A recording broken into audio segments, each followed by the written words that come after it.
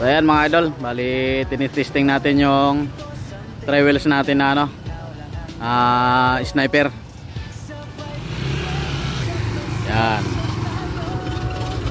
Okay, atras. Pakita natin na umatras. Okay, atras.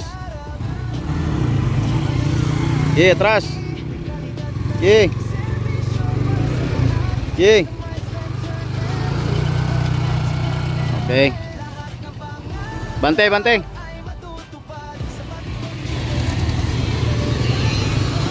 Atras.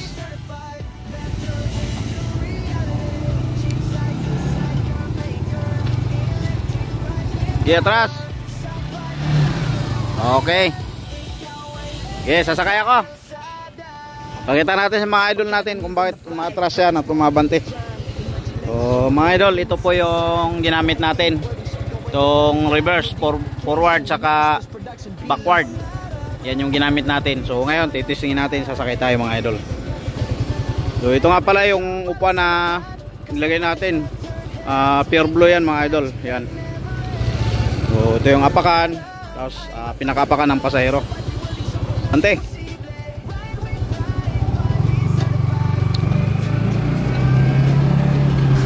Ayan mga idol. Napakasarap sakyan mga idol. Okay, bilisan mo.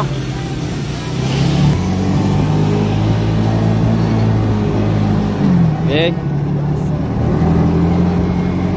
Okay, diretso lang. Bukan natin dyan sa hams.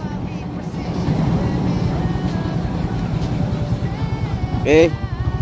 Okay.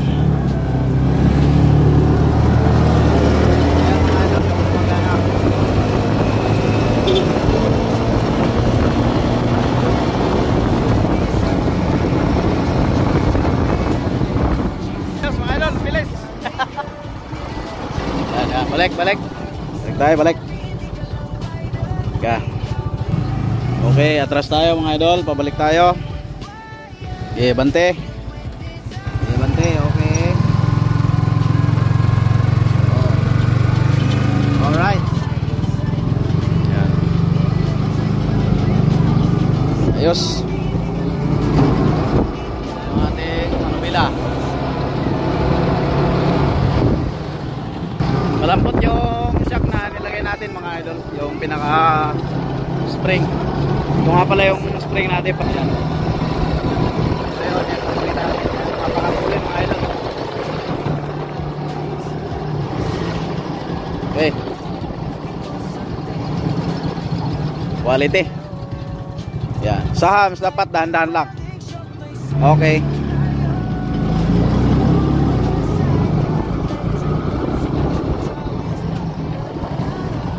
Ayos. So ayan. So nakita nyo naman mga idol kung gaano kabilis ang takbo natin. So parang wala siyang nilagay sa ano, sa likod dahil nga siyempre yung motor na sniper, alam naman natin na malakas po yan. Talagang matulin yan mga idol. Yan. Siyempre pure stainless po ang ating ginawa dito na kinabit. Nakamags po yan kabilaan mga idol. Tapos yung preno na kinabit natin dyan ay disc brake. Ayan. Naka disc brake po yan. Tapos sabi ko kanina, ito nga po yung ating reverse, forward and backward. Ito yung clutch. Ayan. So ito nga pala yung spring na ginamit natin. Ayan, kabilaan po yan. Ayan. Okay. So ito yung sa brake fluid natin. Yan yung pinaka ano niya, hose. Diyan siya nakalagay mga idol. Dito sa una naman ganyan po ang style na kinabit natin. Para sakaling palagyan ng idol natin ng bubong, may nakabang na po niyan mga idol. Kakabitan na lang ng bubong dito. Ayan. Stainless na sidings yung ating ginamit. Siyempre yung mga tubo stainless. At siyempre ito po ang ating upuan, sandalan. Nilagyan na rin natin itong hawakan. Para kapag nagbibiyahe si idol, sa kanya yung mama niya, anak niya, may hawakan mga idol, hindi po malalaglag. Ayan. So sa likod ganyan po ang style ng ating unit. Siyempre mga idol, ito yung pinakamahalaga sa lahat. yung mga signal light na yan. Bali working na po yan, nakakabit na yung mga wiring yan, gagana na po lahat. So ang pinakakabit na lang natin dyan yung kanyang plate number mga idol, yung plaka. So ito yung kanyang kabitan. Bali ilalagay na lang po namin mamaya mga idol. Ayan, siyempre gauge 40 na pipe yung ginamit natin dyan. Ayan. Sa mga gusto pong magpagawa ng ganitong unit, tray wheels, pure stainless, halagang 75,000 po yan mga idol yung setup. Ayan. Kapag mag-add kayo ng bubong, additional po siya ng 8,000. Yan, may bubong na po siya.